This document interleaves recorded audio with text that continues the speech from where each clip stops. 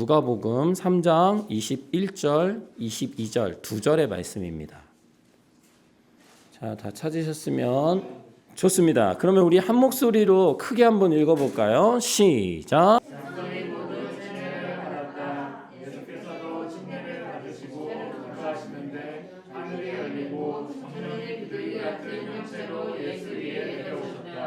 그리고 하늘에서 이런 소리가 울려왔다. 너는 내 사랑하는 아들이요 나는 너를 좋아한다. 아멘. 여러분 한 해가 이제 거의 다 지나갔습니다. 여러분에게 2021년도를 한 단어로 표현하면 여러분에게 어떤 한 해였을까요? 한 단어로 한번 나의 2021년도는 이랬다. 여러분 한 단어로 한번 표현해 보실 수 있겠어요? 자, 누가 아이디어가 좋으신 자신이 살아온 이 2021년을 딱 한 단어로 한 단어에 막 설명하는 게 아니에요. 한 단어, 딱 한 단어.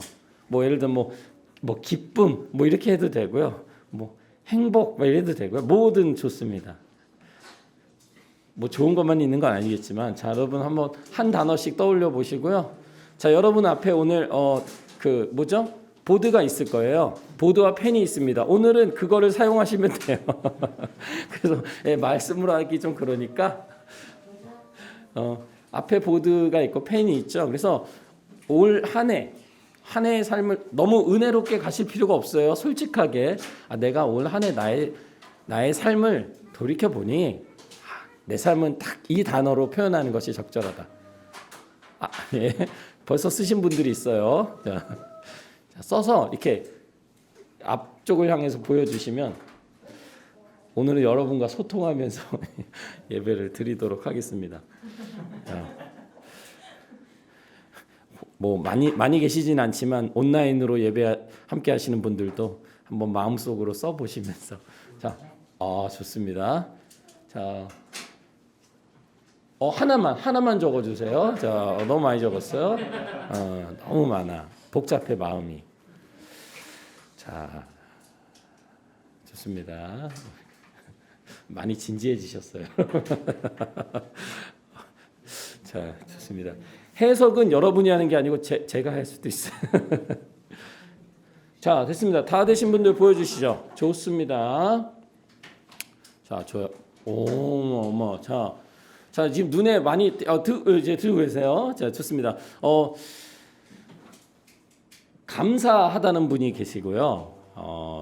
감사하다는 분이 있고 또 영화 같다. 올 한 해의 삶이 영화 같다. 많이 다투셨나 봐요. 뭐 이렇게 우여곡절이 제 마음대로 해석하는 거예요. 아직 여러분의 설명할 기회를 안 드릴 거예요. 아직은. 자, 불행하다도 있고요. 불행해요. 놀랐어요. 올 한 해 놀랄 일이 많았어요. 오케이. 하프타임 있습니다. 하프타임은 보통 인생의 반을 살았을 때 많이 쓰는 표현인데요. 어쨌든 하프타임 있고요. 멍이 있어요. 마음에 멍이 들었다는 얘기인가요? 코로나로 인해서 체력으로 멍이 들었고 한 해가 좀 멍 때문에 이게 여러 뜻을 가지고 있는데요. 자, 여러분의 설명을 좀 들어보도록 하겠습니다. 자, 영화 같다고 하셨는데요. 왜 어떻게 영화 같은 삶을 어떻게 사신 거죠? 어쨌든 저희도 결혼한 지 1년하고 한 달 정도 지났는데요. 네. 좋겠다. 6개월, 5개월 정도는 정말 무엇을 하지 않아도 너무나도 행복했고 네, 그냥 가장 행복했던 것 같았었고요. 그리고 그 이후로부터는 또 이제 막 정말 싸우기도 많이는 아니지만 좀 격하게 싸울 때도 있었고 또 아프기도 했었고 그런 것들이 있으면서 약간 굴곡이 좀 있지 않나. 맞습니다. 저희는 뭐 결혼이 한 15년 차 되니까요. 이게 무슨 말씀인지 잘 이해가 되고 아직 그 영화는 끝나지 않았습니다. 조금 더 가야 돼. 네, 조금 영화의 하프타임 영화가 아직 맞아요. 그때 가장 좋은 때이면서 또 가장 또 힘든 때이기도 하고요. 근데 시간이 지나고 나면 가장 추억에 남는 때긴 하더라고요. 근데 맞습니다. 아, 영화 같은 삶 좋습니다. 여기 불행하다는 왜 이렇게 불행해요? 올 한해. 왜요? 모든 것이 특별히 뭐 한 가지가 있을까요? 그냥 인생이 전반적으로 올 한해 코로나 때문인가요? 코로나 때문은 아니고 말 못할 어려움이 있었다고. 저희 감사하다는 분이 계신데요. 오늘 어떤 게 특별히 감사했죠? 뭔가 새롭게 시작되어진 일들 속에 하나님과 함께 이렇게 또 지내는 사람들 속에 감사한 일들이 많지 않았나. 새롭게 시작되어지는 새롭게 시작되는 일들이 올 한해 많으셨대요. 근데 그 안에 하나님 앞에 감사할 일들이 참 많았었다. 그러니까 그 얘기는 결국 하나님께서 이렇게 해주신 일들이 많았다는 고백 같은데요. 어떻게 보면 가장 아름다운 거예요. 지금까지. 자, 놀람이 있는데요. 어떤 일에 놀라셨어요? 교회도 그렇고. 교회 놀랐어요. 교회.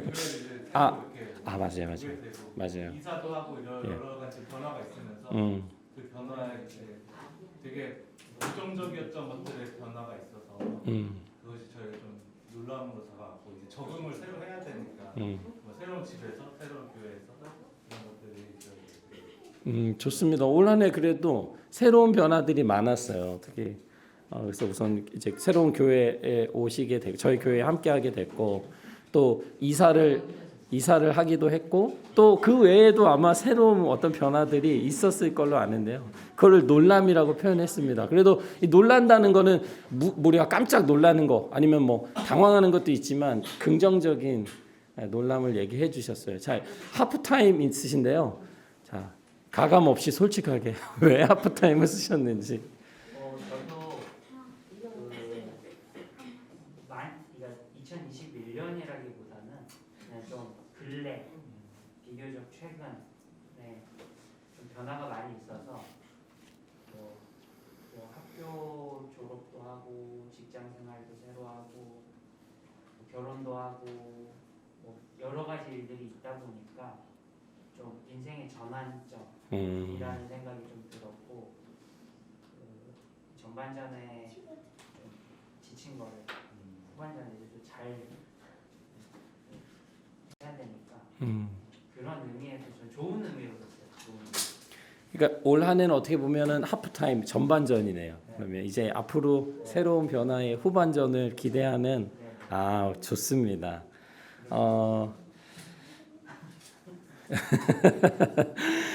여러분 이 한 단어에 진짜 한 단어 여러분이 쓰신 거 제가 여러분의 사정을 다 모르지만 그 한 단어만 딱 봐도 그래도 전반적으로 어떻게 올 한 해를 살아오셨는지 조금은 상상이 되는 것 같아요. 뭐 일일이 다 설명할 수는 없지만 우리가 이렇게 단어 하나로도 우리의 인생을 표현할 수 있다는 것이 신기한데요. 오늘 이 말씀을 여러분과 이렇게 이야기를 하는 이유는 오늘이 송구 예배기도 하고 또 오늘의 말씀과 또 여러분이 한 해 살아온 삶을 함께 연결해서 좀 이야기를 해보고 싶어서 그랬습니다. 오늘 우리가 함께 읽은 말씀은 우리가 침례 요한에 대한 말씀을 우리가 대림절 예배에서 나누었는데요. 그 침례를 받는 자리에 예수님께서도 등장을 하세요. 그래서 예수님께서 침례를 주셔야 할 분인데 오히려 그분이 모든 백성들이 침례를 받을 때 예수님께서도 침례를 받으셨다라는 것이 오늘 말씀의 시작입니다. 그런 질문을 할 수 있어요. 예수님이 침례 요한보다 더 높으신 분이신데 왜 침례를 받으시지? 침례를 주셔야 하는 게 아닐까? 그리고 침례 요한은 어떤 침례를 이야기했죠? 사람들한테 침례하러 오는 사람들한테 뭘 하라고 막 얘기했었어요. 뭘 하라고 했죠? 회개하라. 그냥 물속에 들어갔다 나오는 것으로 하나님 앞에 구원받고 하나님의 자녀가 되는 그런 상징이 아니라 너희의 삶을 돌이켜라. 하나님 앞에 돌아와라. 이렇게 이야기했는데 그 회개의 침례를 받는 자리에 왜 예수님께서 오셔서 그 자리에 침례를 받으셨을까? 예수님께는 죄가 있을까요? 없을까요? 없습니다. 없으시죠. 죄가 없으신 분이 왜 침례를 받으셨을까? 오늘 말씀은 이렇게 기록합니다. 예수님도 침례를 받으시고 기도하실 때에 다른 사람들의 침례의 장면과 조금 다르게 소개되고 있어요. 무엇이 막 열렸어요. 침례를 받고 기도를 하시는데 갑자기 뭔가 열립니다. 뭐가 열렸을까? 하늘이 열렸어요. 하늘이 열리면서 하늘이 열렸다는 것은 우리가 이 위에 있는 하늘, 실제 하늘이 열렸다라는 뜻도 되지만 무슨 뜻일까요? 어디가 열리고 있는 걸까요? 갑자기 하늘이 열리면서 막 우주가 나타나는 그런 게 아니죠. 이게 무슨 뜻일까요? 하늘이 열렸다. 어렵나요? 여러분의 상상력을 통해서 하늘은 누가 계신 곳이죠? 하나님께서 계신 곳이 열리고 있다는 거예요. 그러니까 지금 예수님께서 침례를 받으시고 기도하시는 이 장면에서 지금 하나님이 함께 움직이고 계신 거예요. 그러면서 성령이 그 예수님 위에 내려오셨는데 그 모습을 오늘 누가복음을 기록한 사람은 무엇과 같다라고 표현했냐면 비둘기 같은 모습으로 내리셨다고요. 여러분 비둘기 좋아해요? 안 좋아하죠? 비둘기가 그 이미지가 굉장히 안 좋아졌어요. 뭐 닭둘기라고도 얘기하고 막 길가에 막 사람들이 가도 이제 피하지도 않아. 근데 그래도 적어도 저희 어릴 때만 해도요. 비둘기가 좀 좋은 이미지였어요. 비둘기는 뭐의 상징이죠? 평화의 상징이죠. 그렇죠. 비둘기가 근데 요즘 비둘기는 그렇지 않지만 당시에 이 비둘기와 같은 모습으로 이 예수님 위에 성령이 임하셨다라고 얘기를 합니다. 그런데 이 비둘기가 나타내는 상징이 여러분 이제 평화라고 얘기를 했는데요. 당시 시대로 돌아가 보면 당시의 비둘기를 어떤 지혜를 나타내는 표현이기도 하고요. 또 하나님의 말씀을 비둘기로 이렇게 대신 표현하는 방법들도 있었습니다. 여러 뜻을 가질 수 있지만 어쨌든 이 성령이 비둘기 같은 형체로 예수님께 임하셨다라는 표현을 보면서 이 짧은 두 말씀 안에 세 분이 등장을 하고 있는 거예요. 자, 누가 등장하죠? 하나님, 그렇죠. 성부 하나님, 그리고 예수님인 성자 하나님, 예수님, 또 성령 하나님. 이 세 분의 하나님께서 이 두 절에 예수님께서 침례를 받으시고 기도하시는 이 장면 속에서 함께 일하고 움직이고 계신 거예요. 성령께서 예수님께 내려오신 다음에요. 아까 하늘이 열렸다라고 그랬잖아요. 그 하늘이 열렸는데 그 열린 하늘에서 어떤 소리가 들려옵니다. 이것이 우리가 함께 읽은 22절 말씀인데요. 너는 내 사랑하는 아들이라. 내가 너를 기뻐하노라. 라는 말씀입니다. 여러분 이게 누가 누구에게 들려주는 말씀이에요? 하나님께서 예수님을 향해서 너는 나의 사랑하는 아들이다. 내가 너를 기뻐한다. 라고 말씀하고 계신 겁니다. 여러분 이 침례에 대한 이 짧은 장면 속에 예수님께서 물에 들어가서 나오시고 그리고 기도하시는 이 장면 속에서 단순히 우리는 침례는 어떤 것이야 라고 배웠잖아요. 뭐 회개일 수도 있고 구원받은 사람이 그 믿음을 고백하는 것일 수도 있는데요. 오늘 이 침례에서 나오는 장면에 일하시는 하나님의 모습을 보면 침례의 과정 속에서 하늘이 열리고 성령이 임하시고 하나님께서 그 아들을 향해서 내가 너를 사랑한다. 너는 나의 사랑하는 아들이고 내가 너를 기뻐한다라고 이야기하고 있는 겁니다.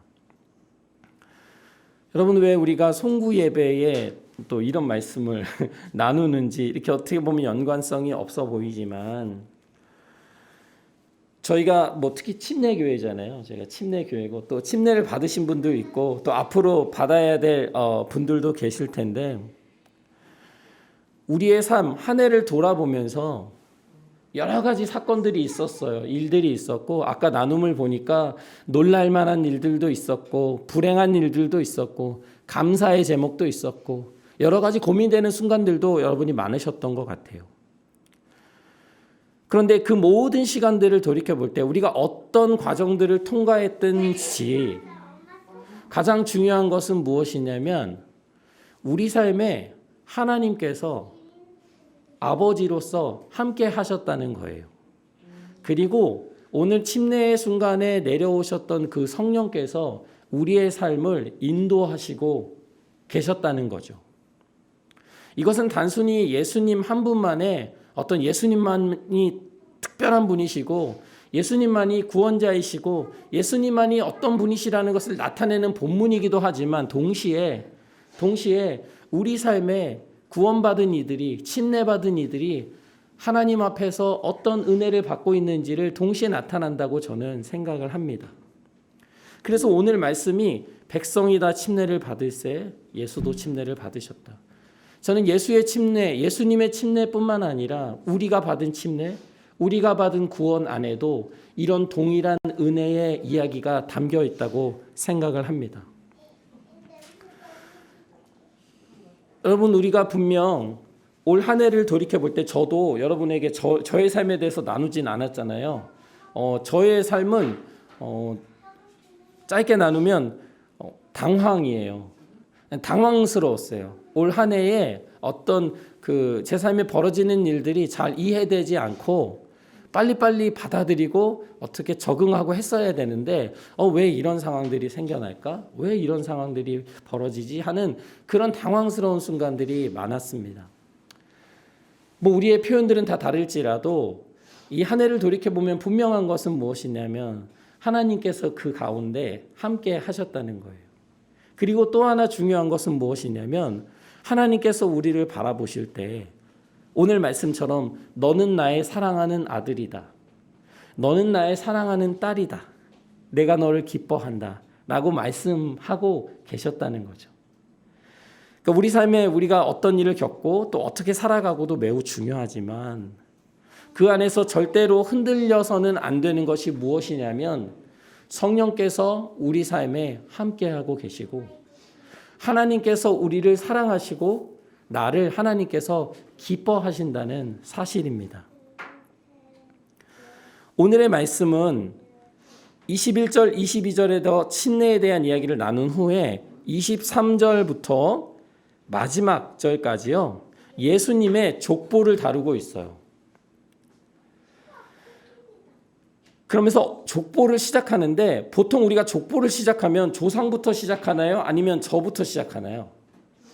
조상부터 시작하잖아요. 근데 오늘 누가복음은 거꾸로 뒤집어서 예수님부터 조상으로 올라갑니다.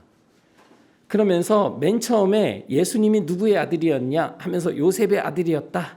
그럼 요셉의 아빠는 누구고 그 아빠는 또 누구고 아빠는 또 누구고 쭉 끝까지 올라갑니다. 누가복음이 이것을 기록하는 여러 가지 이유가 있겠지만 예수님은 인간의 아들이다. 우리 중에 오셨다라는 걸 이야기하고 있다고 생각합니다. 실제로 예수님은 누구의 뱃속에서 나왔죠? 마리아잖아요. 요셉하고 상관이 있어요, 없어요? 없죠. 어떻게 보면 없습니다. 그렇지만 오늘 누가가 이 요셉부터 연결해서 쭉 올라가는 여러 가지 이유 중에 하나는 오늘 21절에 시작했던 것처럼 예수님은 우리 안에 함께 하신다. 인간들과 함께 하신다. 백성들과 함께 하신다. 그분이 그 중에 함께 있다라는 메시지가 담겨 있다고 생각합니다. 그렇지만 여기서 오늘의 메시지가 끝나지 않고 마지막 38절에 보면요. 그 위는 에노스요. 그 위는 셋이요. 그 위는 아담이요. 그 위는 하나님이시니라. 오늘 이 누가복음 3장은 백성들이 받는 회개의 침례 그 자리에 예수님도 함께 하셨다. 그런데 그 예수님께서 침례를 받으실 때 하늘이 열리고 하나님의 말씀이 들려왔다. 그것은 무엇이냐면 예수님은 하나님의 아들로서 이 땅에 오셨다는 말씀입니다. 근데 동시에 오늘 23절부터 마지막 38절까지 예수님의 족보를 이야기하면서 예수님은 인간의 아들로 태어나셔서 그 위에 많은 수많은 조상들로 연결되지만 그 끝은, 그 시작은 바로 하나님이시다라는 말씀을 하고 있는 거죠. 여러분, 어제 우리가 성탄 모임 예배를 가졌습니다. 또 오늘은 송구 예배 시간을 갖죠. 우리 한 해 시간들을 되돌아보고 점검하는 이 예배의 자리에서 저는 이 예수님을 통해서 또 우리 자신을 또 돌아볼 수 있는 시간이 되었으면 좋겠습니다. 인간의 몸으로 오신 그 하나님, 그 은혜가 우리 삶에 오늘도 또 앞으로 다가올 한 해에도 함께 하시는 것을 여러분이 꼭 기억하셨으면 좋겠어요. 또 동시에 성령께서 올 한 해 우리의 삶을 지키셨듯이 다가오는 한 해에도 우리의 삶을 인도하실 것이라는 것도 반드시 기억하셨으면 좋겠습니다. 그리고 마지막으로 가장 중요한 것은 무엇이냐면 우리가 누구의 아들이고 누구의 딸이다? 하나님의 아들이고 하나님의 딸이다. 거기서 끝나는 것이 아니라 하나님께서 나를 사랑하시고 나를 기뻐한다 라는 이 진리를 우리가 올 한 해를 되돌아보고 평가하는 이 자리에서 이 진리를 기억하셨으면 좋겠어요. 내가 비록 한 해는 어렵고 힘들고 당황스럽고 괴로웠지만 그렇지만 나를 사랑하시고 나를 기뻐하는 하나님께서 그 가운데에도 내 삶을 지키셨구나. 그래서 아까 이제 감사에 대해서 나눠주셨던 분이 계셨던 것처럼 우리의 삶이 어떻게 흘러왔든지 간에 오늘이 마지막 예배에 우리가 감사의 마음으로 하나님 앞에 우리의 한 해의 삶을 어떻게 보면 정산해서 올려드리는 시간이 되었으면 좋겠습니다. 우리 이 시간 함께 기도할 텐데요. 이 시간 기도하실 때는 하나님 지나온 한 해의 삶을 되돌아보며 여러 가지 어려움들도 있었고 여러 가지 또 예기치 못한 일들도 우리 삶에 많이 벌어졌지만 하나님이 모든 시간들 또 아픔의 순간들조차도 하나님 앞에 모두 올려드립니다. 하나님 그 시간 가운데 함께하여 주셨음을 믿고 감사드립니다. 또 이 시간 우리 한 해를 되돌아보며 하나님 앞에 우리의 감사와 또 우리의 마음을 고백하는 시간을 함께 가지겠습니다. 기도하시겠습니다. 하나님 아버지,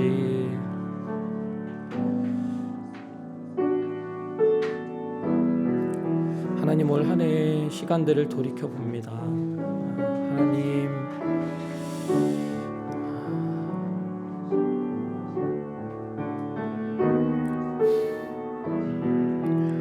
답답하고 고민되는 시간들이 너무도 많았던 것 같습니다. 하나님, 제가 미처 하나님께서 하시는 일들 깨닫지 못하고 하나님 마음속으로 답답해하고 불평했던 때들이 있습니다. 하나님 용서해 주세요. 하나님 지난 한 해의 시간들을 돌이켜보면서 하나님 사랑한다고 말씀해 주시고 기뻐한다고 말씀하여 주시는데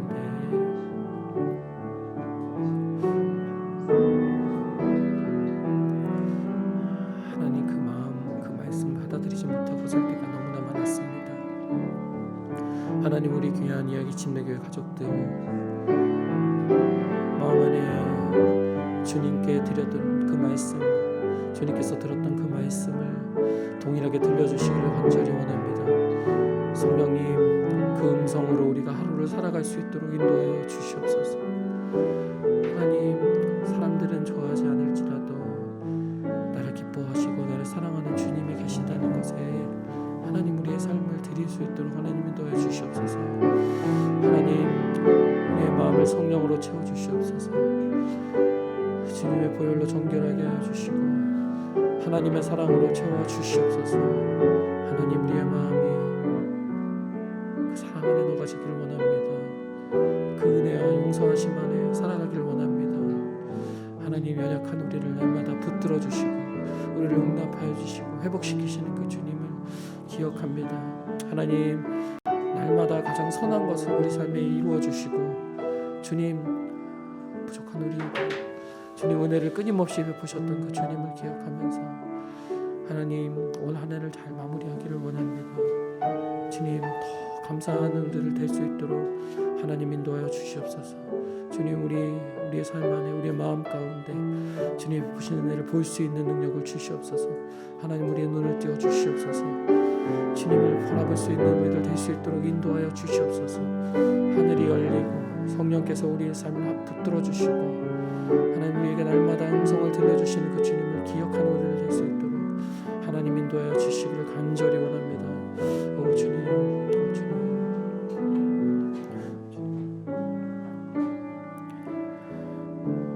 하나님 아버지 감사합니다. 하나님 코로나 속에서 또 우리 삶의 여러 가지 낯설고 어려운 환경 속에서 하나님 우리의 삶을 붙들어 주시고 인도해 주시고 지켜 주시니 감사합니다. 하나님 우리가 미처 하나님께서 함께 하시고 우리의 삶을 인도하시는 그 손길을 깨닫지 못할 때가 너무나 많았지만 그럼에도 신실하게 또 오늘까지 이렇게 우리의 삶을 지켜주시고 주님의 뜻을 따라 선한 길로 인도하여 주시니 감사합니다. 하나님 올 한 해를 결산해 보고 되돌아볼 때 여러 가지 일들이 있지만 무엇보다 그 속에 우리를 늘 사랑해 주시고 용납해 주시고 인도해 주셨던 하나님께 감사하는 마음이 있기를 원합니다. 하나님 이제 며칠 2021년을 앞두고 있는데 이제 남아 있는데 하나님이 남아 있는 며칠을 잘 마무리하게 하시고 올 한 해를 주님 앞에 온전히 올려드릴 수 있는 우리 이야기 침례교회 가족들 될 수 있도록 인도하여 주시옵소서. 하나님 오늘 예배 가운데 함께하여 주셔서 감사하고 우리 함께 다시 만나 주님 앞에 예배할 그날까지 한 주의 삶을 주님 앞에 올려드립니다. 감사하고 예수님의 이름으로 기도했습니다. 아멘.